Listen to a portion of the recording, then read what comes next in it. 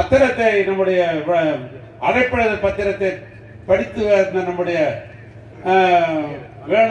வேணுகோபால் அவர்கள் பேசுகிற பொழுது ஒரு கருத்தை சொன்னார்.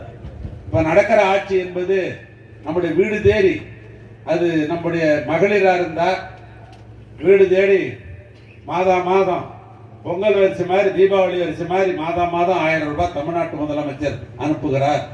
அந்த நன்றி உணர்வை நாம் பார்க்க வேண்டும் என்று சொல்லிவிட்டு 2024 வருகிற பொழுது நாம் இப்படியெல்லாம் இந்த அரசாங்கத்தின் மூலமாக பல சலுகைகளை பெற்றிருக்கிற காரணத்தினால் அவருக்கு நன்றி உள்ளவர்களாக நாம் நடந்து கொள்ள வேண்டும். 2026 மீண்டும் அவர்தான் முதலமைச்சராகுவதற்காக நாம் எல்லாம் உழைச்சிட வேண்டும் என்று அவர் கேட்டுக்கொண்டதற்காக இந்த கட்டிட தொழிலாளர்களுக்கு என்னுடைய நன்றியும்